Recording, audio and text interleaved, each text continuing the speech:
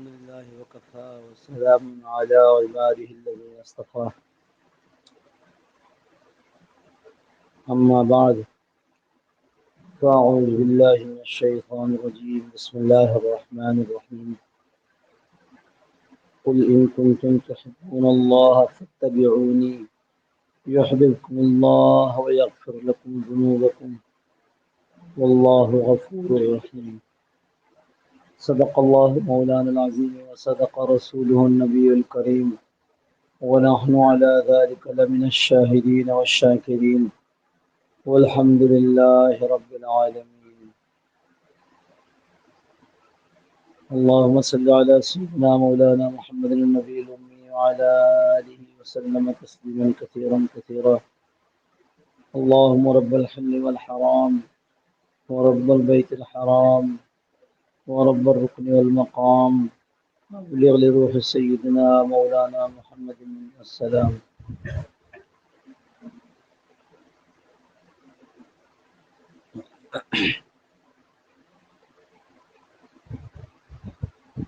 بزرگان محترم،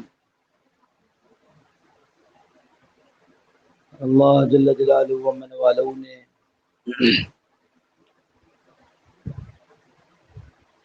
حضور اکرم صلی اللہ تعالی علیہ وسلم کو ساری انسانیت کے لیے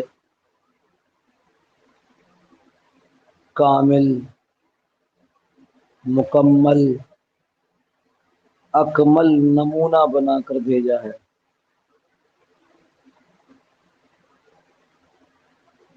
جن لوگوں نے اللہ جل جلالہ عمن والہ کو اپنا رب مان لیا اور اپنے آپ کو اللہ ہی کا بندہ تسلیم کر لیا، تو ان کے لیے اب سیدھی اور صاف تعلیم یہ ہے کہ تم دنیا میں تھوڑی دیر کے لیے بھیجے گئے ہو، ہمارے پاس آنے سے پہلے پہلے اپنے آپ کو اپنے نبی صلی اللہ تعالی علیہ وسلم کی زندگی میں ڈھال کر آنا۔ نمونہ ہم نے بھیج دیا، اس نمونے کے مطابق زندگی گزار کر آنا۔ جیسے ہم جس شخص کی ملازمت کرتے ہیں تو اپنے اوقات کو، جو ملازمت کے اوقات ہیں، ان کو اس کے کہنے اور اس کے حکم کے مطابق گزارنے کی کوشش کرتے ہیں۔ اللہ جل جلالہ ہمارے مالک حقیقی ہیں، جو زندگی دے کر انہوں نے ہمیں یہاں بھیجا ہے، اس میں ہمیں اللہ کے حکم کے مطابق وقت کو گزارنا ہوگا۔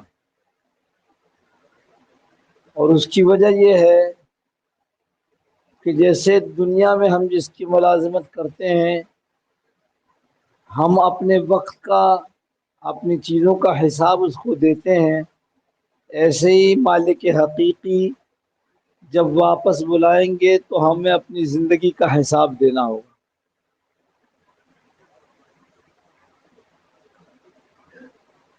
تو زندگی کے حساب میں یہ نہیں ہوگا کہ تم جو ساری زندگی مال کے کمانے کی کوشش کرتے رہے، تو اب ہمیں بتاؤ کتنا مال کمایا۔ لفظ کتنا یہ نہیں ہے۔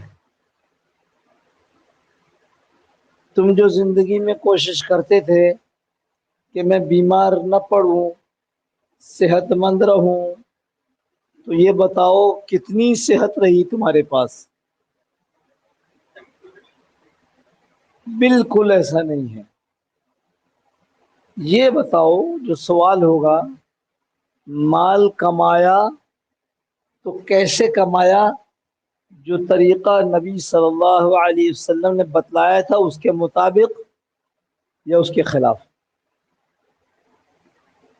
زیادہ کمایا تو نبی کے طریقے کے مطابق، کم کمایا تو نبی کے طریقے کے مطابق، یا نبی کے طریقے کے مطابق کمانے کی کوشش کرتے تھے اور اس کے نتیجے میں کچھ بھی ہاتھ نہیں آیا؟ صحت رہی یا بیمار ہوئے، یہ سوال نہیں ہے۔ صحت ہوئی تو صحت میں جو نبی نے طریقہ بتایا تھا اس کے مطابق رہے، اور اگر بیمار ہو گئے تو بیماری میں جو نبی نے طریقہ بتایا تھا اس کے مطابق رہے یا نہ رہے۔ اس مہینے کے اندر جو چاروں طرف حضور صلی اللہ تعالی علیہ وسلم کا ذکر مبارک ہوتا ہے، سب اپنی جگہ مبارک ہے۔ اس میں دو باتیں پہلے عرض کروں پھر آگے جاؤں۔ پہلی بات یہ کہ حضور صلی اللہ تعالی علیہ وسلم کا ذکر مبارک اس مہینے تک محدود نہیں ہونا چاہیے۔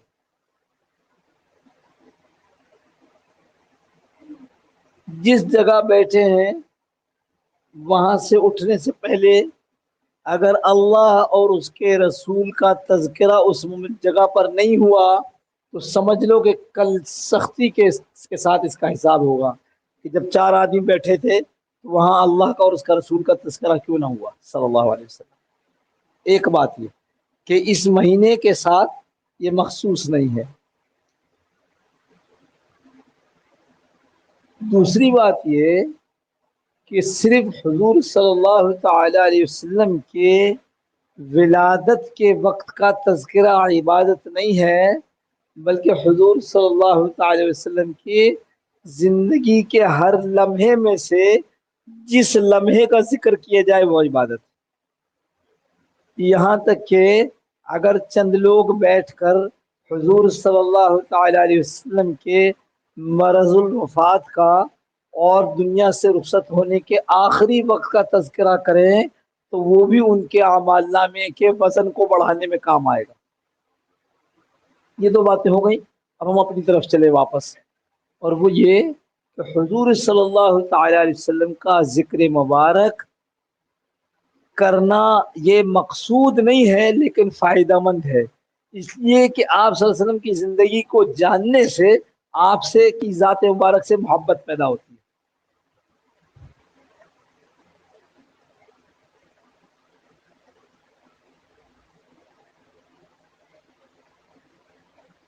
آسان بات ہے، اس کو سوچ لیا جائے کہ حضور صلی اللہ تعالی علیہ وسلم کی مبارک زندگی کا کتنا حصہ ہمارے علم میں ہے۔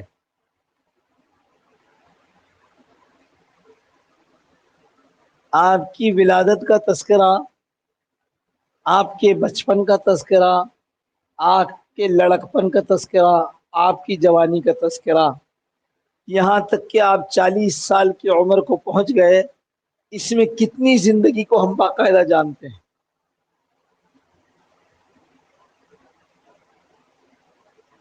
محبت پیدا ہونی ہے تو اس کے لیے پہلے اس کو آپ صلی اللہ علیہ وسلم کی زندگی کو جانیں گے تب محبت پیدا ہوگی۔ اجنبیوں سے محبت نہیں ہوا کرتی، تعارف اور تعلق اور قربت سے محبت پیدا ہوتی ہے۔ پھر رسول اللہ صلی اللہ تعالی علیہ وسلم 40 سال کی عمر کو پہنچے تو نبوت مل گئی۔ اب بقیہ زندگی دو حصوں میں، 13 سال مکہ مکرمہ، 10 سال مدینہ منورہ، اس میں سے کتنی زندگی کو ہم جانتے ہیں؟ سوال ہم نے آپ پر ڈالا ہے۔ اس سوال کو سوچئے گا کہ اگر کوئی کہے کہ نبی صلی اللہ تعالی علیہ وسلم کی زندگی مبارک مجھے بتلاؤ، تو آپ کی پیدائش سے لے کر اور آپ کی دنیا سے رخصت ہو جانے تک، میں آپ اس کو سوچ لیں، اس کا جواب مانگتا نہیں ہوں، آپ سوچ لیں اپنی جگہ، میں سوچ لوں اپنی جگہ کہ میں اگر سمجھو 10 بجے شروع کروں تو 10:10 پر ختم ہو جائے گا، یا 10:20 پر ختم ہوگا، یا گھنٹوں لگیں گے اس بات کو کہ میں رسول اللہ صلی اللہ علیہ وسلم کی جو زندگی جانتا ہوں اس کو بیان کر سکوں. بیان سے میری مراد اس کو دوہرا سکوں, اپنے بچوں کو بتا سکوں. کتنی زندگی ہم جانتے ہیں رسول اللہ صلی اللہ علیہ وسلم.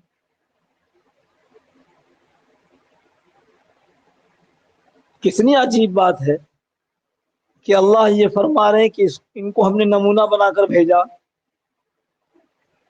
اور ہمیں تو پتہ ہی نہیں ہے کہ نمونہ کیا ہے, تو پھر گزار کیا رہے ہیں.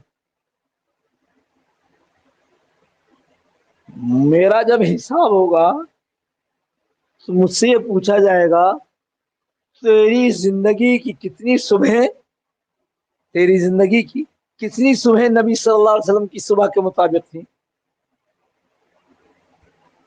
تیری زندگی کی راتیں کتنی راتیں نبی صلی اللہ علیہ وسلم کی راتوں کے مطابق تھی, تیری خوشی کتنی خوشی نبی صلی اللہ تعالی وسلم کی خوشی جیسی تھی, تیرے غم کتنے غم تھے جو رسول اللہ صلی اللہ علیہ وسلم کے غم کے مطابق تھے.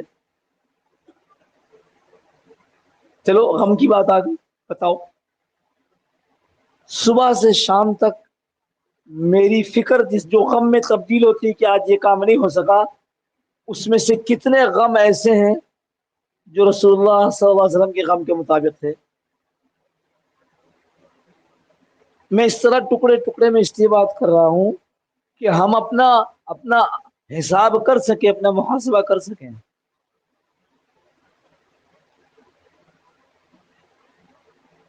حضرت رسول کریم صلی اللہ علیہ وسلم کی ایک دعا ہے,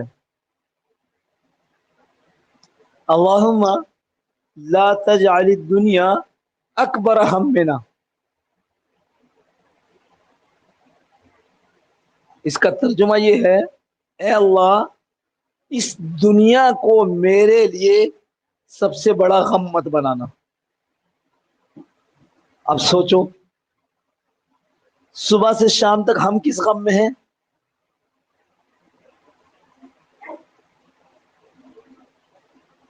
وہاں تو یہ ہو رہا ہے, اے اللہ لا تجعل الدنیا, دنیا کو مت بنانا اکبر ہمنا, ہمارا سب سے بڑا غم. اللہ کی شان ہمارا سب کیا, ہمارے چھوٹے سے چھوٹا غم بھی دنیا ہے, ہمارا بڑا سے بڑا غم بھی دنیا ہے. اس کی آج فجر کی نماز فوت ہوئی ہے, آج فجر کی جماعت فوت ہوئی ہے, کیا اس کو اس کا غم ہے کہ آج میں فجر مسجد میں نہیں پڑھ سکا.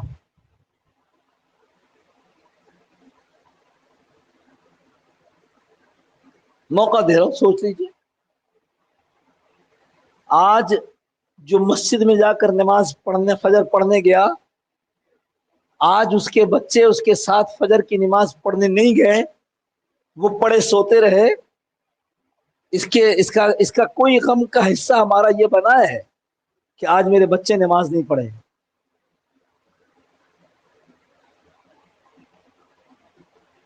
حضور صلی اللہ تعالی علیہ وسلم والی زندگی کو اپنانا یہ ربیع الاول کا اصل پیغام ہے. اگر تم محمد صلی اللہ علیہ وسلم کو یاد کرتے ہو تو محمد صلی اللہ علیہ وسلم کا صرف نام لینا باعث برکت تو ہے, مطلوب اور مقصود آپ صلی اللہ علیہ وسلم کی زندگی کو اختیار کرنا.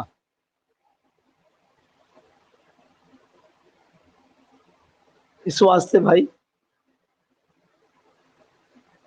جتنی زندگی گزر گئی سو گزر گئی.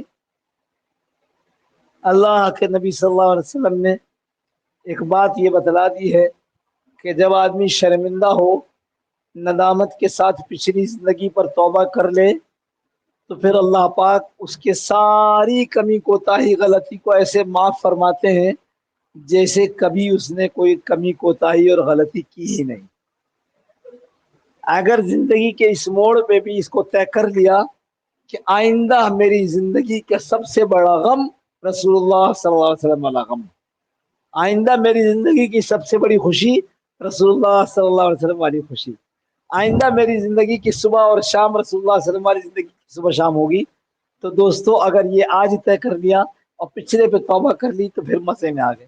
لیکن جیسے عرض کیا, اس کے لیے رسول اللہ صلی اللہ علیہ وسلم والی زندگی کو جاننا چاہیے, ان کو معلوم کرنا چاہیے. اس کے لیے علماء کرام ہیں, ان سے پوچھ کر کتابیں پڑھی جائیں, ان کے درس میں بیٹھا جائے, ان سے پوچھا جائے آپ صلی اللہ علیہ وسلم کی صبح کیسی تھی, شام کیسی تھی, غم کیا تھا, خوشی کیا تھی. یہ تو 4 چیزیں میں نے چونکہ ابھی بیان کی, اس لیے میں نے آپ سے, ورنہ رسول اللہ صلی اللہ علیہ وسلم کی زندگی کا کونا کونا معلوم کیا جائے. اللہ پاک مجھے اور آپ کو عمل کرنے کی توفیق نصیب فرمائے. وآخر دعوانا الحمدللہ رب العالمین. پہلے اذان ہوگی, اس کے بعد سنت ہے.